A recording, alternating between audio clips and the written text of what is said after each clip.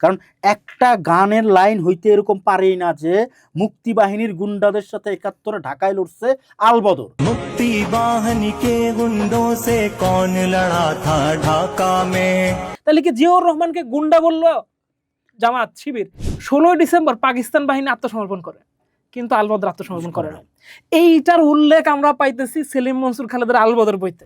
আলবদর বাহিনী আত্মসমর্পণ করলো না। হ্যাঁ, মুজাহিদ কইতেছে যে বন্ধুরা আপনারা হিজরতে বাইরে যান, অস্ত্রগুলারে সাবধানে রাখেন। হ্যাঁ, জামাত ইসলামের আমির কিন্তু একাধিকবার সে যে শহীদ পরিবারের সন্তান, বারবারই তার পরিবারের মুক্তিযোদ্ধা আছে। পাকিস্তানি জেনারেলদের ভিতরে আমরা অনেককেই দেখছি যে নিজেদের সৈনিকদের দ্বারা এখানে যে ভয়ঙ্কর রেপ গুলার ঘটনা ঘটছে। আপনি জানেন, আমরা এখানে আলোচনা খাদিম হোসেন রাজা তার বইতে অনেক লিখছেন, রাও ফরমান আলী স্বীকার করছেন, নিয়াজি স্বীকার করছেন। এই একটা গণ অভ্যুত্থানে শেখ হাসিনার রেজিম প্রত্যেকটা লোককে দেশ থেকে পলাইতে হইলো।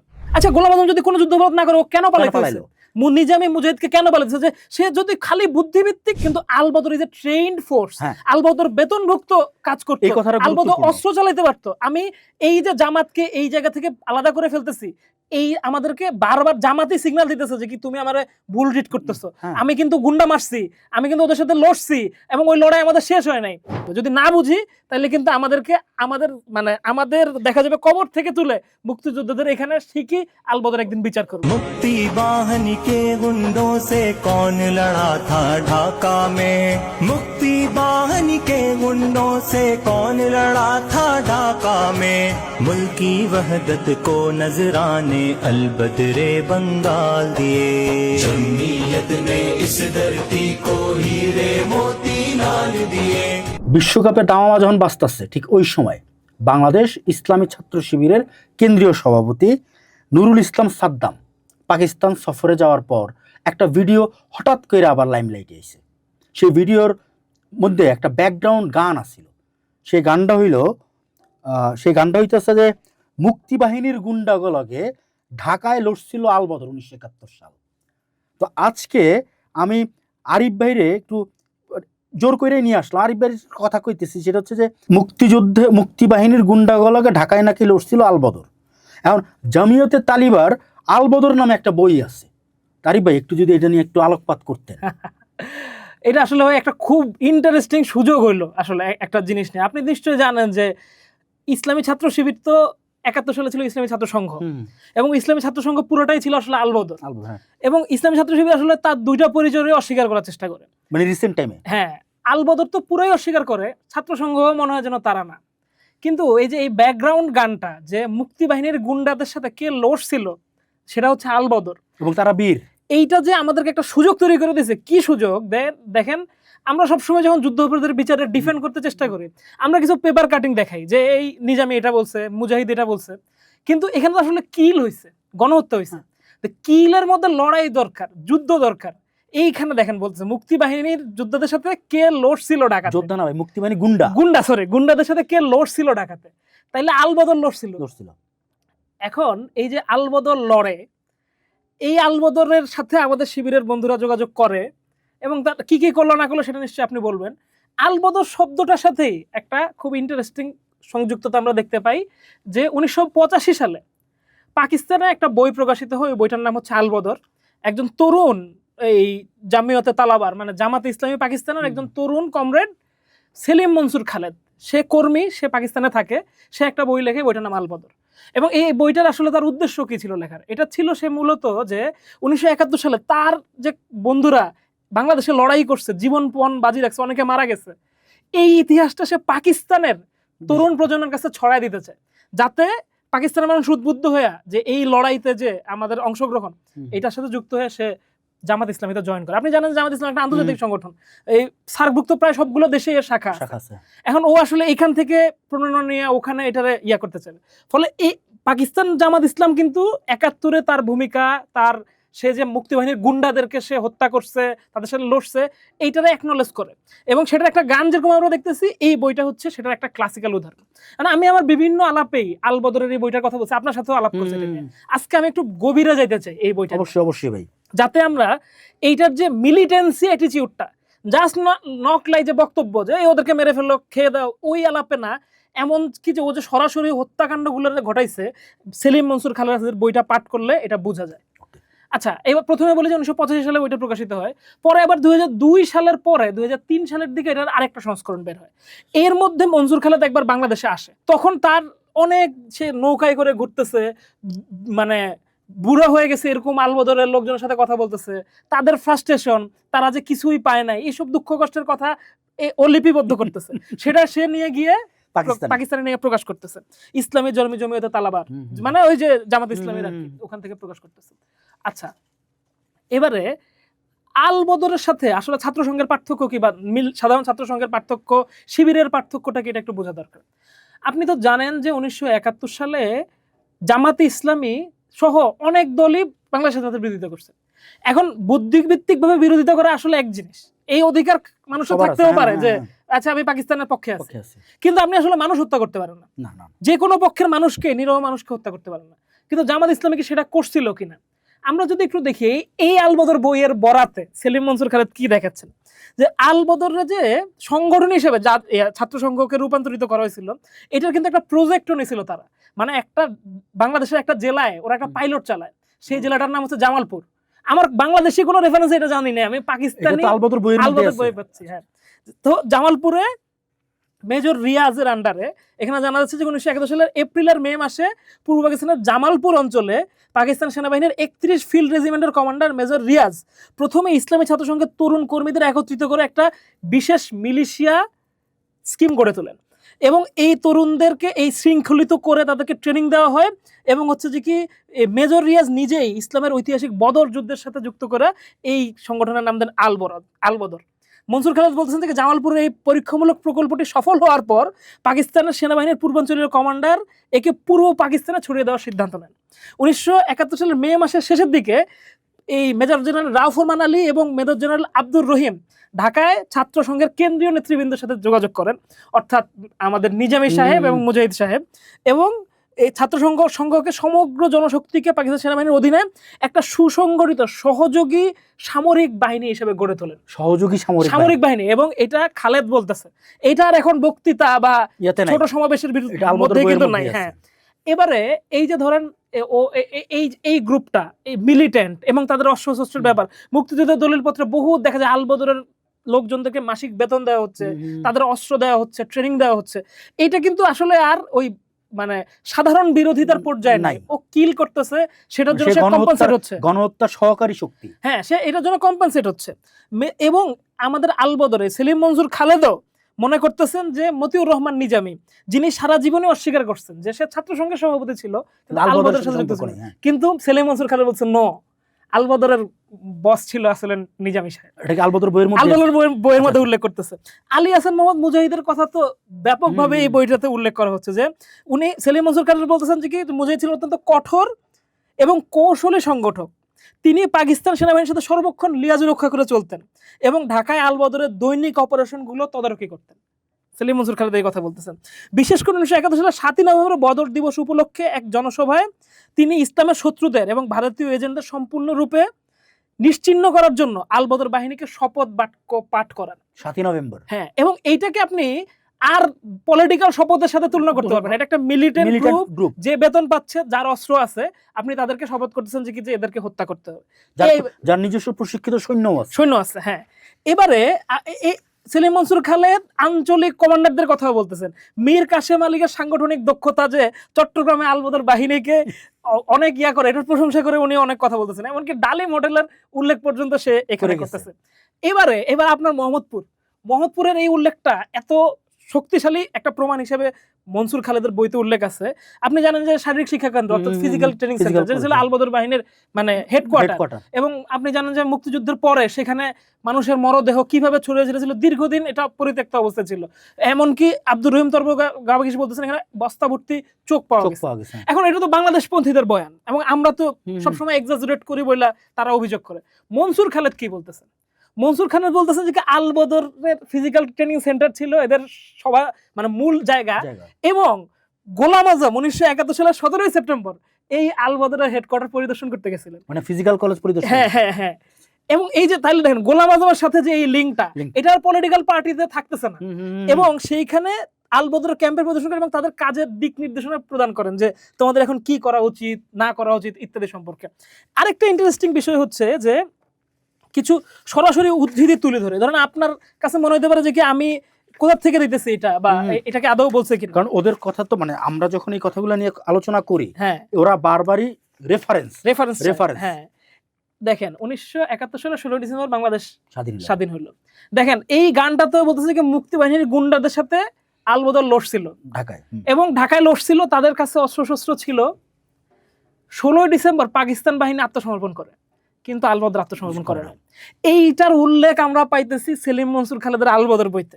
এখানে বলা হইতেছে যে কি যে আত্মসমর্পণ অস্বীকৃতি জানায় এবং অস্ত্র লুকায় রাখে। তাদেরকে মুজাহিদ বলে যে কি তোমরা কিন্তু অস্ত্রগুলো সাবধানে রাখবা, এই কথাটা উল্লেখ করা হচ্ছে। আলী হাসান মাহমুদ মুজাহিদ শেষ ভাষণ দিচ্ছেন তার কমরেডদের সাথে, বলতেছেন যে আমরা বিগত দিনগুলোর জন্য লজ্জিত নই আর সামনের দিনগুলোর জন্য নিরাশ নই। বন্ধুরা, আমি বাধ্য হয়ে আদেশ দিচ্ছি আপনারা হিজরতে বের হয়ে যান। আপনি চিন্তা করেন 71-এর 16 ডিসেম্বরে পাকিস্তান সেনাবাহিনী 93,000 সৈন্য সহ আত্মসমর্পণ করলো। ওকে, আলবদর বাহিনী আত্মসমর্পণ করলো না। হ্যাঁ, মুজাহিদ কইতেছে যে বন্ধুরা আপনারা হিজরতে বাইরে যান, অস্ত্রগুলারে সাবধানে রাখেন। হ্যাঁ, এবং সে কিন্তু এই যুদ্ধটা যে কন্টিনিউ করতেছে এটা সে দিয়ে দিল।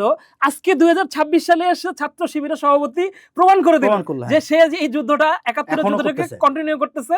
ওই গুন্ডাদের সাথে তাদের যে সংঘাত, সেই অস্ত্র তারা ব্যবহার করতেছে এবং পরবর্তী সময়েও তারা এই অস্ত্রগুলোকে ব্যবহার করে যাচ্ছিল। তো সেলিম মনসুর খালেদের এই পাকিস্তানের চোখ দিয়ে দেখা এবং এই যে সাম্প্রতিক ঘটনাটা, এটা একটা অদ্ভুত চেইন তৈরি করতেছে পুরো 71টারে আমাদেরকে আবার রিভিজিট করার জন্য। এখন জামাত প্রায় 71-এ কিছু করি নাই বা 47-এর পরে সমস্ত অপরাধের জন্য ক্ষমা যাচ্ছি এরকম বলতেছে, কিন্তু পৃথিবীর ইতিহাসে কখনো যুদ্ধ অপরাধ তামাদি হয় না। আপনি অনেক বক্তব্যের জন্য সরি বলতে পারেন, কিন্তু যে প্রাণটা গেছে এই বক্তব্যের জন্য ওইটা কখনো আসলে সরি বলে, গণহত্যা তো সরি বলে হয় না, সরি বলে এটা হয় না, এটা তো আপনি মাপ পাবেন। ফলে পৃথিবীর সমস্ত পাকিস্তান বাহিনীর সৈন্যরা মরে যাক আর বাংলাদেশের মানুষ মরে যাক, তারপরেও এই যুদ্ধের বিচারের যে দাবি, এই দাবিটা ভ্যালিড থাকবে। একই সাথে যে পাকিস্তান সেনাবাহিনী সাথে যে জামাতের এই লিয়াজুটা, এটাকে আমরা এতদিন পর্যন্ত আমাদের এখানে একটা লুজলি দেখা হইতো, কিন্তু আল বদরের সোর্সে যখন আমরা দেখি তখন আমরা এটা এস্টাবলিশ করতে পারি যে দে আর মিলিটেন্ট, দে কিলড আস। তাইলে আর একটু ইয়েতে যাই, সেটা হচ্ছে যে ধরেন এই যে নুরুল ইসলাম সাদ্দাম যে পাকিস্তান সফরে গেল, হ্যাঁ আমি একটু বলি যে তার সাথে প্রধান সাক্ষাৎগুলো যাদের সাথে হয়েছে, ওয়াসিম হায়দার, সে হয়েছে পাকিস্তানের বৃহৎ ছাত্র সংগঠন ইসলামী জামিয়াতে তালেবার কেন্দ্রীয় প্রধান। ডাক্তার আনিস আহমেদ ইসলামাবাদের রিফা ইন্টারন্যাশনাল ইউনিভার্সিটির vice chancellor. Mian Zahoor Ahmed Wattoo Lahore Leads ইউনিভার্সিটির chairman. Doctor Ishtiaq Gondal Lahore Leads ইউনিভার্সিটির ভাইস চ্যান্সেলর। আর জামাত ইসলামী পাকিস্তানের নেতৃবৃন্দ। এবং সবচেয়ে মজার বিষয় হচ্ছে সাদ্দাম যেদিন নামে পাকিস্তানে এয়ারপোর্টে তারা লাল গালিচা সম্বর্ধনা দেওয়া হয়েছে। আপনি বুঝতেছেন, সে কিন্তু বাংলাদেশ সরকারের কেউ না, সে একটা ছাত্র সংগঠনের সভাপতি, সে পাকিস্তানে গেছে, তারে লাল গালিচা সম্বর্ধনা দেওয়া হইতেছে। আর তারা যে নৈশভোজ করছে সেইখানেও তার ট্রিট করা হইতেছে জাস্ট মানে হারায় যাওয়া ভাই।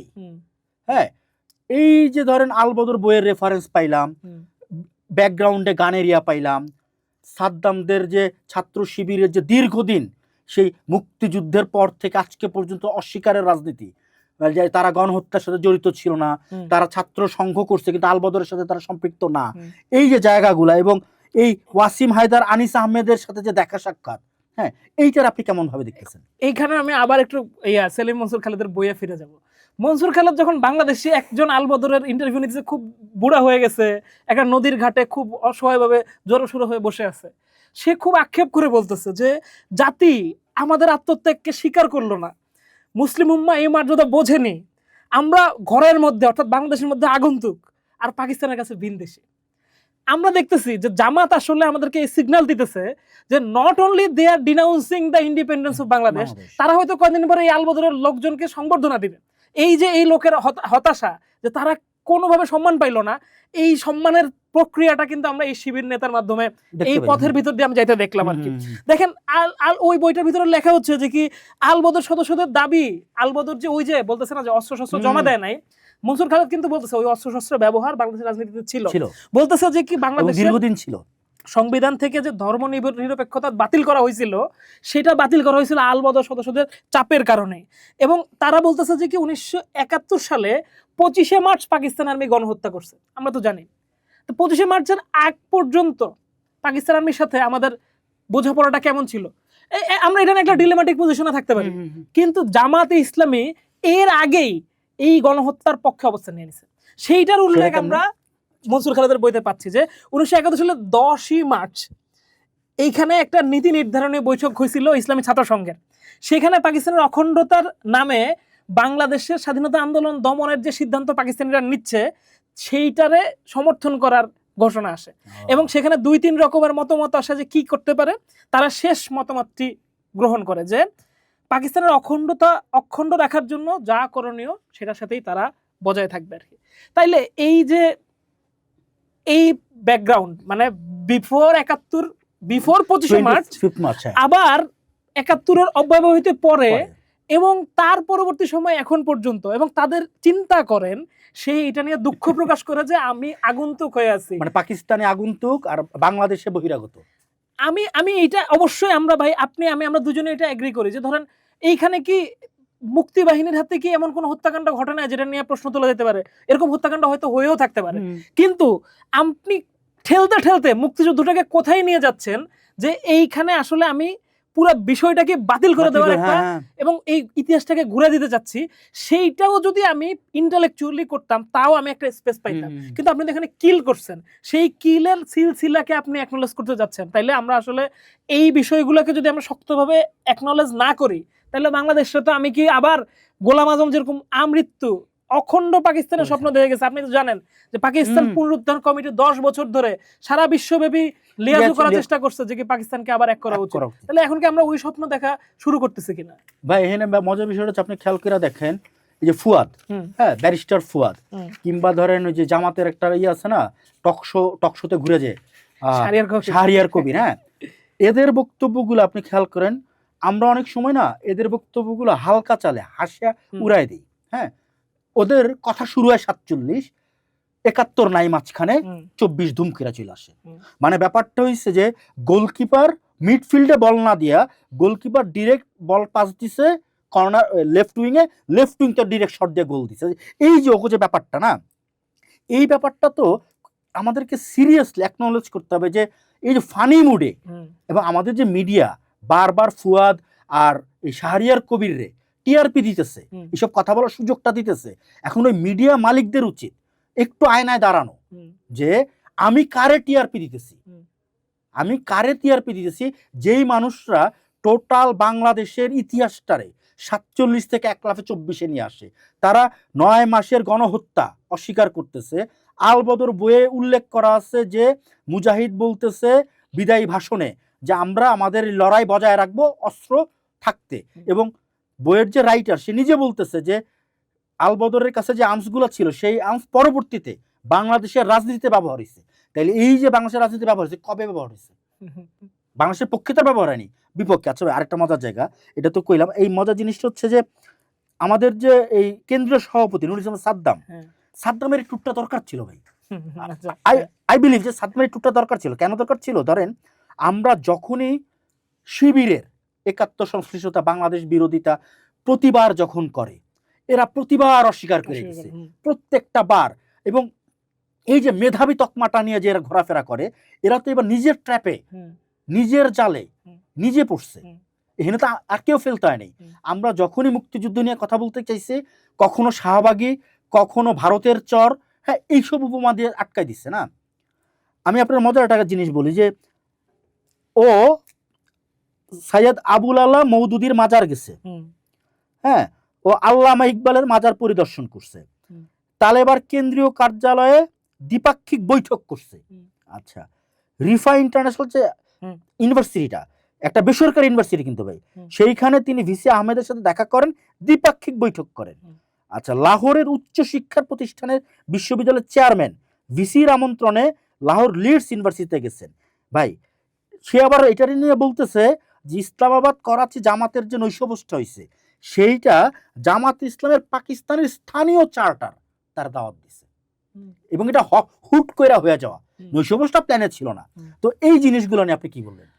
দুইটা নোট আছে এখানে। একটা হচ্ছে যে কি, আপনি তো কিছুদিন আগে ঢাকা পেপারস থেকে 5 পর্বে মওদুদিবাদ নিয়ে কথা বলেন, সারা বিশ্বব্যাপী সন্ত্রাসের রাজনীতি কিভাবে তৈরি হলো, এটা দর্শকরা দেখে নিতে পারবে নিশ্চয়ই। তো এইটার মওদুদিবাদ তো জামাতের মাদার অর্গানাইজেশন, সে ওখানে যাবে, এটা ঠিক আছে, কিন্তু এই যে গুরুত্বটা সে পাচ্ছে এবং এই যে এই ধরনের সংগঠনগুলোর সাথে সে মিলিত হইতেছে, এইটার আসলে সে আমাদের কাছে কি বার্তা দিতে চায় এইটারে আমরা একটু ধরি। এবং আপনি যে এই যে টকশোর আলাপগুলোর কথা বললেন, এটা খুব ইন্টারেস্টিং এই জিনিসটাতে, যে কারণ হচ্ছে যে আমরা তো দেখছি যে এইখানে এক ধরনের একটা ন্যারেটিভ তৈরি করার চেষ্টা করা হয়েছে যে 1971 সালে আসলে মুক্তিযোদ্ধারা ভুল পক্ষে ছিল, জামাতি এখানে আসলে ঠিক পক্ষে ছিল। শাহরিয়ার কবির তো ফ্রিকোয়েন্টলি টকশোতে, যেটা আনপ্রেসিডেন্সিয়াল এইভাবে আমরা, এবং খুব ডিস্টার্বিং একটা স্বাধীন দেশে দাঁড়ায় শাহরিয়ার কবির, পৃথিবীর কোনো দেশে শাহরিয়ার কবিরের মতো এইসব লোকেরা, এইসব কীটপতঙ্গ এরা কখনোই মানে একটা দেশের স্বাধীনতার বিরুদ্ধে এভাবে অবস্থান নিতে পারে না আপনার। এবং আরেকটা বিষয় আপনি খেয়াল করেন যে জামাতে ইসলামের আমির কিন্তু একাধিকবার, সে যে শহীদ পরিবারের সন্তান, তার পরিবারের মুক্তিযোদ্ধা আছে, এবং এই জামাতে ইসলামের অনেক নেতারা এর আগে একজন দেখলাম তার বাবাকে মেরে ফেলছে। হ্যাঁ, মানে তাদেরও এই মুক্তিযুদ্ধ পরিচয়কে বা প্রগতিশীল পরিচয়কে, যে একসময় ছাত্র ইউনিয়ন করতো, এই পরিচয়গুলোকে অ্যাকনোলেজ করার একটা আগ্রহ আছে। কেন আছে এই আগ্রহ? কারণ সে জানে এখানকার একটা কোর ইতিহাসের সাথে মুক্তিযুদ্ধটা কিভাবে জড়িত আছে। অবশ্যই মুক্তিযুদ্ধের মধ্যে অনেক পক্ষ আছে, সেটা অবশ্যই আছে, কিন্তু আপনি যখন যে এলমা জিনিসটাকে গুন্ডা হিসেবে আখ্যায়িত করতে চান, তার থেকে আপনি আসলে কোন বক্তব্য চান? এমনকি পাকিস্তানও কি ন্যারেটিভিক্যালি বাংলাদেশের মুক্তিযুদ্ধকে বাতিল করে দেয়? তা তো করে না, সে তো বাংলাদেশের স্বীকৃতি দেয়। তার মানে সে এই 71-এর ঘটনার প্রবাহকে অ্যাকনোলেজ করে। এমনকি পাকিস্তানি জেনারেলদের ভিতরে আমরা অনেককেই দেখছি যে নিজেদের সৈনিকদের দ্বারা এখানে যে ভয়ঙ্কর রেপগুলোর ঘটনা ঘটছে, আপনি জানেন, আমরা এখানে আলোচনা খাদিম হোসেন রাজা তার বইতে অনেক লিখছেন, রাও ফরমান আলী স্বীকার করছেন, নিয়াজি স্বীকার করছেন, পরস্পর বিরোধী কথাবার্তা বলছেন, কিন্তু স্বীকার করছেন যেখানে গণহত্যা হয়েছে। এমনকি আমরা তো ধরেন গহর আইয়ুবের বইতে দেখতে পাই যে একজনের হাতে 14,000 মানুষ হত্যাকাণ্ডের ঘটনা, সে পাগল হয়ে যাচ্ছে। কি ভয়ঙ্কর সব বর্ণনা আমরা পাকিস্তানি বয়ানেই দেখতে পাই।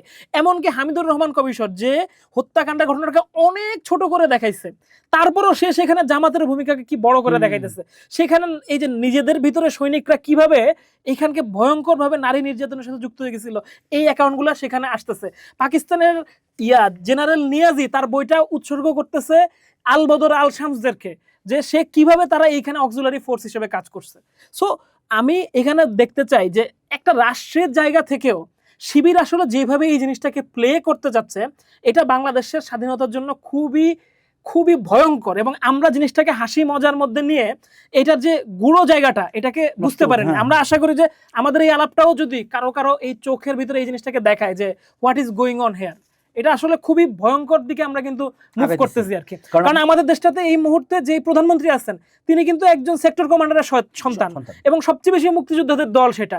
তো তাদের প্রত্যেকের পরিবারের সাথে যে আত্মত্যাগ জড়িত আছে, এই পুরো জিনিসটাকে নালিফাই করার যে প্রচেষ্টা, তাহলে কি জিয়াউর রহমানকে গুন্ডা বললো জামাত শিবির, এটাকে কিন্তু খেয়াল করতে হবে আমাদের। ভাই এই যে একটা পয়েন্ট ধরলেন, এই যে গানটার সাথে, তার মানে কি শিবির জিয়াউর রহমানকে গুন্ডা বলল, এই পয়েন্টটা খুবই গুরুত্বপূর্ণ। কারণ সে তো গানে বলতেছে যে মুক্তিযুদ্ধের গুন্ডাদের সাথে 71-এ লড়ছিল আলবদর, সেই গান ব্যাকগ্রাউন্ডে আর ভিজুয়ালি আমরা দেখতেছি সাদ্দাম কোলাকুলি করতেছে না।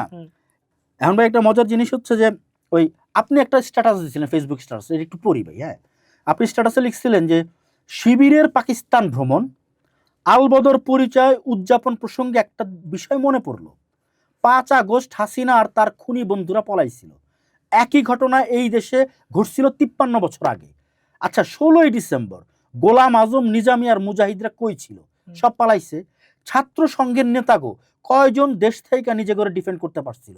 এই কথাগুলো আমি বলতেছি না, বলতেছেন পাকিস্তান আলবদরের সদস্য এবং লেখক সেলিম মনসুর খালেদ। আচ্ছা, এই বিষয়টা যদি একটু বইলা আমরা শেষের দিকে যাই। ওকে, খুব খুব ইন্টারেস্টিং একটা জায়গা ভাই। আপনি দেখেন বাংলাদেশে তো একটা গণহত্যা হয়েছিল 71 সালে, আর 24 সালে একটা গণ অভ্যুত্থান। এই গণ অভ্যুত্থানটা তো আমি আমার জীবনে দেখা সবচেয়ে বড় ঘটনা। এই একটা গণ অভ্যুত্থানে শেখ হাসিনার রেজিম প্রত্যেকটা লোককে দেশ থেকে পলাইতে হইলো, প্রত্যেকটা এমপি মন্ত্রী। আপনি তো এটাও বলতেছেন না যে আপনার হাইকোর্টের বিচারক, এমনকি বাইতুল মোকাররমের খতিব, এমনকি আপনার বিচারকের যে ক্লার্ক, হ্যাঁ, সে সুদ্ধা পলাইতেছে। তার মানে এই যে একটা ফ্যাসিস্ট রেজিম, যখন সে নিজেও তার অপরাধটা জানে এবং সে জানে সে যদি এখানে থাকে তাহলে তার সাথে কি হবে, এইটাই খুব স্বাভাবিক। সে হয় আত্মগোপন করবে নাহলে পলাবে। এখানেও সেটা করছে, আত্মগোপন করছে নাহলে পলাইছে। তারপরে আমরা সালমান এফ রহমানকে ক্লিন শেপ অবস্থায় অ্যারেস্ট হইতে দেখছি। আমরা দেখছি প্রত্যেকটা ছাত্রলীগের উপজেলা পর্যায়ের নেতাদেরকেও পালাইতে হয়েছে, এবং যারা থেকে গেছে তাদের মধ্যে অনেককে খুবই নৃশংসভাবে হত্যা করা হয়েছে। অবশ্যই এই ধরনের হত্যাকাণ্ড সমর্থনযোগ্য না, বিচারের মাধ্যমেই এই ঘটনাগুলো হওয়া উচিত, যার যেমনটা হওয়া উচিত। কিন্তু এই যে ইম্পালস ইজ ভেরি ইম্পর্টেন্ট। এই প্রাইমারি ইম্পালসে দাঁড়ায় আপনাকে কিন্তু বুঝতে হবে, এবং শেখ হাসিনা এটা বুঝতে পারছেন। এই জন্যই সে আগে আগে তার সমস্ত পরিবারকে পালাই দিয়েছে, এবং সেরপরে সে নিজে পালাইছে যে এই ইম্পালসের সামনে পড়লে সে বাঁচবে না। এখনো পর্যন্ত সে ডিফেন্ড করলে বলে যে আমি চলে যেতে বাধ্য হয়েছে কারণ আমার সাথে এটা ঘটতো। কোনো ভদ্রতার সাথে হইতো না। 71-এ কেন তাকান না? গোলাম আজম কি করছিল? আচ্ছা, গোলাম আজম যদি কোনো যুদ্ধ না করে ও কেন পালাইছে? নিজামী মুজাহিদকে কেন পালাইছে? যে এভরিওয়ান তারা কিন্তু মায়ানমার, পাকিস্তান, ইন্ডিয়া, সৌদি আরব সবখানে চলে গেছে। এই যে পালায়া যাওয়া, এইটা প্রমাণ করে যে সে অপরাধী। আপনি কোন ইউনিয়ন পর্যায়ে আলবদর কেউ কি আপনি দেখছেন যে হ্যাঁ আমি আলবদর, আমি প্রোটেক্ট করছি, আমি ইয়া করেন? আপনি রাজাকার পাবেন এরকম, যেরকম রাজাকাররা বলতেছে যে কি সে প্রোটেক্ট করছে। যেমন অনেক রাজাকার বলছে যে সে তার সমাজ কিংবা তার গ্রামরে প্রোটেক্ট করতে রাজাকার হইছে। হ্যাঁ, ফলে এই যে আমরা আমাদের সমাজে, এটা আমাদের এখানে এলিট কালচার এই আলবদর আর রাজাকারকে পৃথক করতে পারে না। অবশ্যই রাজাকারের ভিতরে অনেক গণহত্যাকারী, অনেক অপরাধী আছে, কিন্তু Al Badr is a trained force. Al Badr বেতনভুক্ত কাজ করতে, আলবদর অস্ত্র চালাইতে পারতো। আমি এই যে জামাতকে এই জায়গা থেকে আলাদা করে ফেলতেছি, এই আমাদেরকে বারবার জামাতি সিগন্যাল দিতেছে যে কি তুমি আমারে ভুল ট্রিট করতেছো। আমি কিন্তু গুন্ডা মারছি, আমি কিন্তু ওদের সাথে লড়ছি, এবং ওই লড়াই আমাদের শেষ হয় নাই। এই সমস্ত ছোট্ট ছোট্ট জিনিসগুলোকে আমরা একসাথে করলেই 71-এর একটা গ্লিমস আমাদের সামনে হাজির হয়।